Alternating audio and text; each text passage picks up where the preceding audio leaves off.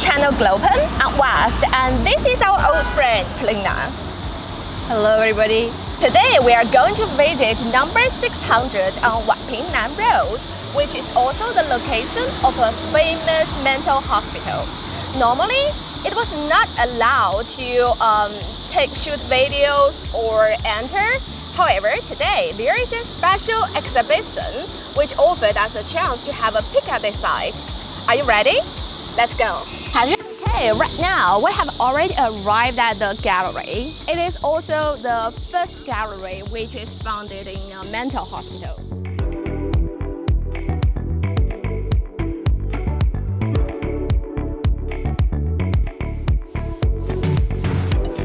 You can see this is the poster of the exhibition, and the name of the exhibition is Love, Food and Life. The very first thing you notice about this exhibit is it's very quiet. Well, yeah, that's like at a hospital.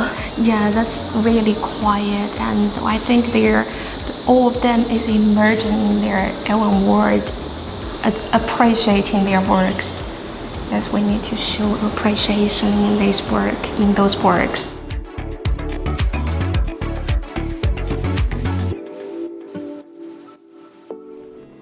That all those artworks are made by the patients there. They have entered a salon, a workshop like the expressive arts workshop, and they try to use the form of art to heal themselves, and their works are published there. It makes these works even more meaningful since they're made by the patients who actually know and experience these kind of disorders, and just to feel their pain through the art and see them healing slowly as they're doing these works.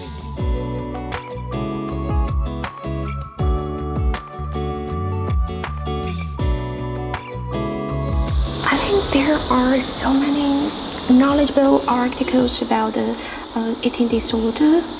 It's something about how to recognize, and something how to do the treatment and how to get recovery. And there are some misunderstandings about the eating disorder, and this is about emotional page.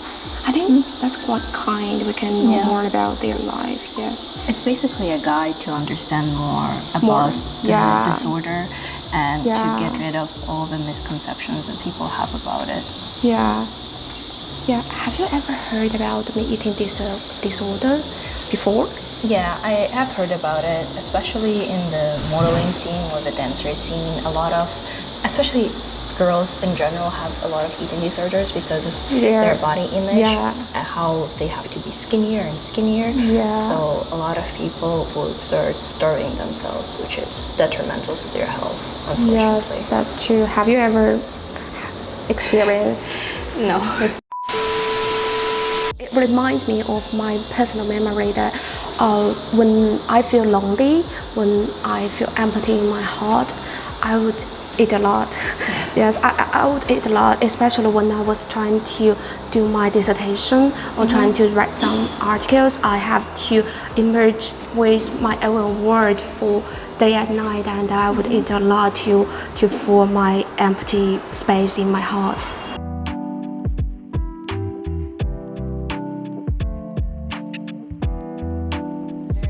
Comic exhibit. It's called My Friend, and it's talking about this little bunny who I think lives inside of all of us, the one that we feed, the one that enjoys food, but the narrator stops feeding her bunny because somebody calls her thick, somebody calls her fat, which is awful, and she starts counting her calories, which enrages the bunny because the bunny is hungry. And then after a while, the bunny cannot take it anymore. She's taking the lead, and then the narrator cannot stop eating because the bunny is afraid that they're not gonna be fed again. And so she's eating and eating and eating, and she cannot, and she feels disgusted by it. And so she starts this constant battle of overeating and not eating at all. And what ends up happening is that she punches the bunny in the face, which she stops eating, she feels awful, or then sometimes the bunny will leave scratches on the stomach, which are the stretch marks from losing weight too fast and from gaining weight too fast. And then this constant toxic relationship continues until the narrator decides to end this loop, this toxic cycle of pain. And then they decide to care for each other, to eat what she wants and to love herself for who she is without caring too much about how others see her. And so it ends on a happy note where the bunny and the narrator are holding hands and they're continuing their life quite happily. Please leave one sentence or one painting that has moved you before. It seems that most of them are trying to encourage themselves or encourage others. Or encourage the authors of these paintings, painters themselves. I'm going to write something to encourage myself.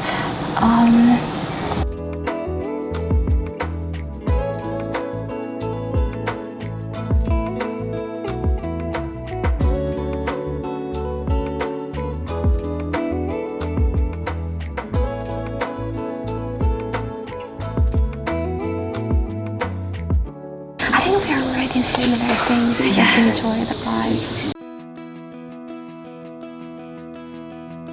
It is saying that I can put my hand into these pools and hug myself and the people I love. Should we connect them? I think I found interesting works. They are all distorted food cuisines. And as we can see, all those cuisines are distorted. And you can see that there is a mouse on the top of the food, on top of the noodles. And this seems disgusting. And I think they are showing the food in their eyes. I wouldn't say it looks disgusting. For me, it's more like terrifying. Like this piece of cake with strawberries, it should be delicious and nice and maybe even cute.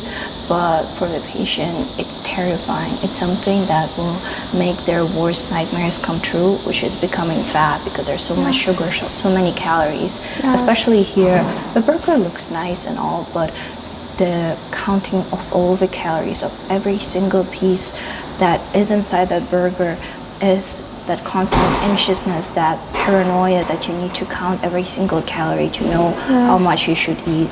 Shows the anxiety. Yeah, that's what it's depicting. Yeah, and in these works, I think in those works, I also have a kind of feeling that they regard the food as the enemy.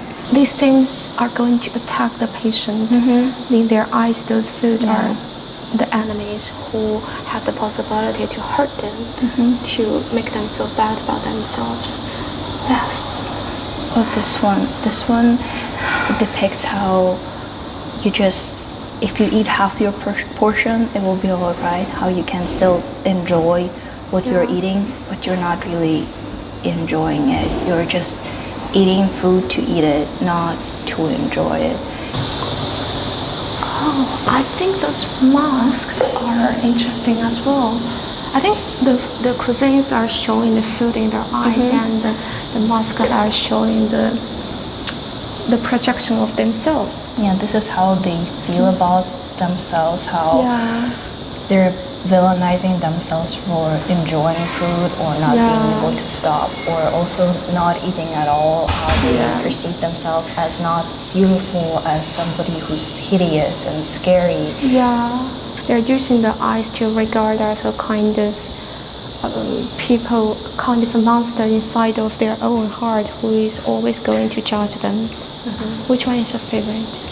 I would say this one with the pink one, where everything is distorted. Like everything is flowing out of that face. Yes. I don't know how to even put it, but there's something that leads me to look at it over and over again. I also think the amount of eyes that you see on the masks shows how much they care about how people view them, about how people see them, how they are perceived, versus even their own feeling of worth. Shutting the mouth so that you cannot eat, like you have to be skinny. You can even see the cheekbones, like kind of becoming that pretty, that ideal that the person wants to be, but in reality they're just blinded by it, since they cannot see anything, almost anything from this eye, and there's nothing but the brain's desire to be skinny. Yeah, and I think that this color made me think that the patient is quite painful.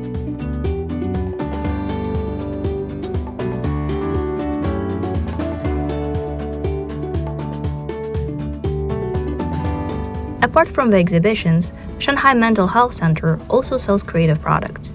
For example, there are postcards that highlight misconceptions about mental health and promote healthy lifestyle. There are also cute badges designed to create awareness for the public about mental health disorders and help reduce stigma. Have you ever seen mental health hospitals that produce these kind of souvenirs? If you like this video, please like and subscribe. See you in the next video.